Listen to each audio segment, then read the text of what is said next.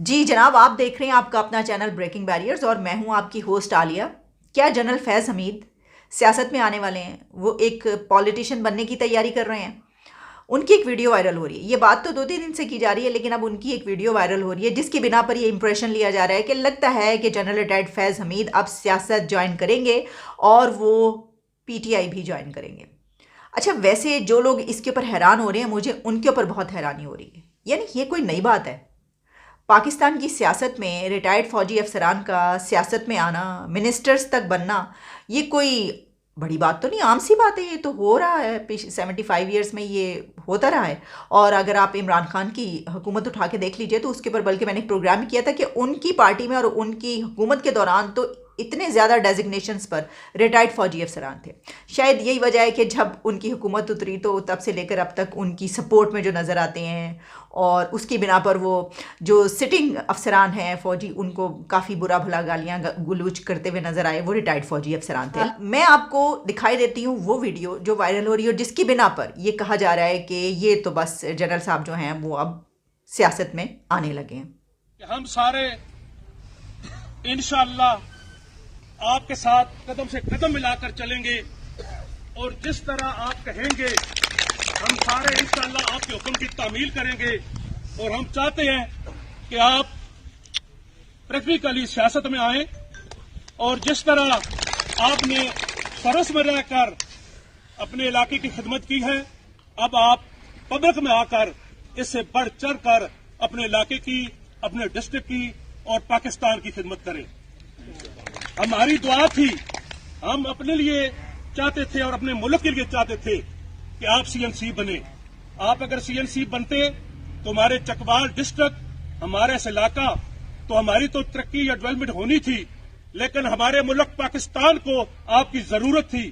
لیکن یہ اللہ کی رضا تھی کہ آپ اس منصب پہ نہیں پہنچ سکے۔ لیکن ہمارے لیے اب بھی ہم چاہتے ہیں کہ سیاست میں آ کر آپ اس منصب پہ پہنچیں تاکہ عوام کی اتنی خدمت کریں، تاکہ لوگوں کو پتہ چل جائے کہ اس جنرل فیض حمید لطیفال میں، چکوال میں واپس آ گیا ہے اور پہلے سے بڑھ چڑھ کر اپنی عوام کی خدمت کر رہا ہے۔ اللہ تعالیٰ آپ کو، آپ کے خاندان کو مزید ترقی، کامیابی اور کامرانی نصیب فرمائے، تاکہ ہم سب لوگ جو آپ کے عزیز ہیں، آپ کے تلقدار ہیں، آپ کی برادری ہے، ہم سب کو آپ پر فخر ہے۔ انشاءاللہ ہم کوشش کریں گے کہ آپ بھی جس طرح ہمارا فخر ہے، ہم اسی طرح آپ کی بھی، جس طرح آپ نے ہماری خدمت کی ہے، اس طرح ہم آپ کے ساتھ شانہ بشانہ چلتے رہے۔ اس کے علاوہ میں آپ کا شکریہ ادا کرتا ہوں کہ آپ نے ہماری 4 یونین کونسل میں، ڈوڈیال، سرال، منگوال میں اسپیشلی 25 کروڑ روپے کی گرانٹ منظور کرائی ہے۔ ہماری کوشش، آپ کی کوشش مزید ہونی چاہیے تاکہ جلدی وہ اس کا اجرا ہو جائے، اور جو آپ نے یا ہم نے لوگوں کے ساتھ وعدے کیے ہیں وہ ہم آپ کی وساطت سے وہ وعدے وفا کر سکیں۔ آپ کی بڑی تعریف کر رہے ہیں اور ان کو کہہ رہے ہیں کہ آپ سیاست میں آئیں۔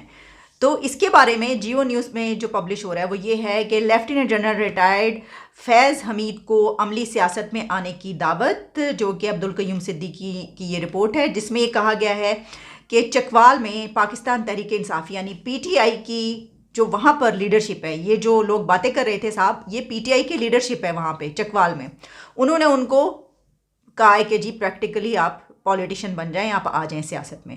اور اس میں ان کے farm house per P T I کی لیڈرشپ نے وہاں کی ان سے ملاقات کی اور ان کی بڑی تعریفیں کی، اور وہاں پر ایک سرونگ جرنل کے طور پر علاقے میں کروڑوں روپے کے ترقیاتی کام کرانے پر شکریہ بھی ادا کیا۔ اب کیونکہ یہ پی ٹی آئی کی لیڈرشپ کی طرف سے یہ ان کو دعوت دی جا رہی ہے، تو ایسا محسوس ہو رہا ہے کہ بھئی اگر وہ وہاں پر موجود ہیں، ان سے مل رہے ہیں اور ویڈیو بھی وائرل ہو رہی ہے، تو اس کا مطلب ہے کہ واقعی وہ کوئی ایسا ارادہ رکھتے ہیں۔ لیکن اگر آپ کو یاد ہو، خیر جیسے میں نے کہا بڑی بات نہیں کوئی ہے، لیکن آپ کو یاد ہو تو جنرل ظہیر الاسلام کی ایسی ایک ویڈیو آئی تھی کچھ عرصہ پہلے، جس کے اوپر کہا گیا تھا کہ یہ پی ٹی آئی جو ہے اس میں شامل ہونے لگے ہیں۔ اسی خبر کے ساتھ ایک اور خبر بھی چل رہی ہے اور مبین طور پر یہ بات کی جا رہی ہے کہ جنرل فیض حمید نے اپنے علاقے کے لیے 1 ارب روپے کے ترقیاتی فنڈز جاری کروائے ہیں۔ تو اصل میں تو خبر یہ ہے، کیونکہ سیاست میں تو، پاکستان کی سیاست میں تو ریٹائرڈ فوجی افسران کا آنا ایک عام سی بات ہے نا، اس پہ تو حیرانی تو اس بات پہ ہونی چاہیے ہمیں کہ ایک جرنیل तरक्याती बजट कैसे जारी करवा सकता है अपने इलाके के लिए। देखिए ये जो काम है ना, ये काम है पॉलिटिकल लीडरशिप का, वहाँ के MNA MPA या जो भी काउंसलर ये जिनका काम होता है, और जिस तरीके से उनको डेवलपमेंट के जो बजट होते हैं वो दिए जाते हैं वो काम करवाएं। लेकिन प्रॉब्लम ये है कि जब यहाँ पर इमरान खान के बहुत ही करीबी साथी जुल्फी बुखारी जैसे लोग ये इंटरव्यू में कहते हैं कि फ़ौज का सियासत से किरदार ख़त्म नहीं होना चाहिए। उन्होंने एक इंटरव्यू दिया जिसमें उन्होंने कहा कि फ़ौज का किरदार सियासत से कभी ख़त्म नहीं हुआ, और साथ में उन्होंने कहा कि फ़ौज का किरदार सियासत से ख़त्म नहीं होना चाहिए, ख़त्म भी नहीं होना चाहिए। उन्होंने कहा इसका किरदार क्यों ख़त्म कर रहे हैं आप, दिस इज़ अनबिलीवेबल। देखें बेशक ओके हम जानते हैं कि इमरान खान की जो भी जिस तरीके से वो आए और उनके बारे में जो भी बात की जाती है कि उनको लाने वाले कौन हैं, कंधों पर चढ़ा कर लाने वाले कौन हैं, उनके साथ जो उन्होंने कर डाला वो भी पूरी दुनिया ने देख लिया। लेकिन कम अज़ कम जो पॉलिटिकल लीडरशिप होती है उसको ऐसी बातें तो नहीं करनी चाहिए। तो उनको पता है कि भाई कहीं ना कहीं तो ज़रूरत हमें पड़नी है, इसके बगैर हुकूमत में नहीं आ सकते, यही लाएंगे, अगली दफ़ा भी अगर लाएंगे, वरना हालात ये हैं कि मैं आपको बता देती हूँ। इमरान खान के लिए एक और बड़ी मुश्किल ये खड़ी हो चुकी है कि तोशा खाने के रेफरेंस पर जो भी ये केस चल रहा था उसको अब फौजदारी मुकदमे के तौर पर लिया जा रहा है और उनको उसके ऊपर तलब कर लिया गया है। अब इमरान खान को उसके सामने पेश होना पड़ेगा और तोशा खाने का ये केस काफ़ी सीरियस बनता चला जा रहा है, जिससे मुझे ये लग रहा है कि नेक्स्ट इलेक्शन से पहले इमरान खान डिसक्वालीफाई हो चुके होंगे या फिर गिरफ्तार हो चुके होंगे। इसी के साथ एक और केस भी बनने जा रहा है। जुल्फी बुखारी की हमने बात की, उनको भी तलब कर लिया गया, जुल्फी बुखारी को। और जो मलिक रियाज का पैसा बरतानिया ने वापस किया था पाकिस्तान को कि ये लें जी आपके जो गैर कानूनी तौर पर पैसे थे हम आपको वापस दे रहे हैं, भाई पहली मरतबा ही ऐसा हुआ था। तो वो हुआ क्या था वो हम उसके पर पहले बात कर चुके हैं। अगर आपको याद हो तो मैं थोड़ी सी याद करवा देती हूँ कि हुआ ये था कि वो जो पैसा था वो अल-कादरिया यूनिवर्सिटी जो कि इमरान खान की अहलियाँ हैं उनके भी वो ट्रस्ट जो बना हुआ है वो भी उसमें शामिल है, तो होते होते वहाँ तक पहुँचा था। और फिर उसके बाद कहा गया कि ये तो मलिक रियाज को वापस कर दिया खान साहब ने। फिर वो आप जानते हैं हीरे की अंगूठी वाली एक वो भी निकली थी। ये वही हीरे की अंगूठी वाली चक्कर है, वही हीरे की अंगूठी थी जिसके ऊपर इमरान खान ने को जब मौजूदा आर्मी चीफ जो उस वक्त DGI आए थे जनरल आसिम मुनीर, उन्होंने जाके बताया था तो उन्होंने जनरल बाजवा को कहा था फारिग करें इनको। तो अब जो है वो अब अल-कादरिया यूनिवर्सिटी और वो वाली मलिक रियाज के पैसों वाला जो तमाशा है वो पहुंच चुका है वहाँ तक कि जिस पे उसके ऊपर भी जो है वो नैब ने नोटिस ले लिया और उसके ऊपर जुल्फी बुखारी को अब तलब किया जा रहा है। तो बातें तो बहुत सारी चल रही हैं और आज 16 दिसंबर है और 16 दिसंबर हमारे लिए क्या है ये सब जानते हैं। फॉल ऑफ ढाका की बात करते हैं, मशरकी पाकिस्तान के अलहदा होने की बात करते हैं, पाकिस्तान के टूटने की बात करते हैं, बांग्लादेश बनने की बात होती है।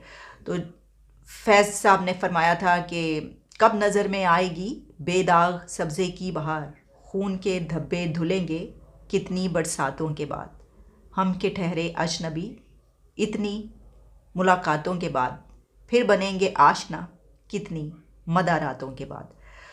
तो आज के दिन हमने बात क्या की है कि एक पॉलिटिशियन ये कह रहे हैं कि फ़ौज का सियासत में किरदार रहना चाहिए। इससे हमें पता चलता है कि हमारा मुस्तकबिल क्या है। इजाज़त दें, दोबारा मुलाकात होती है।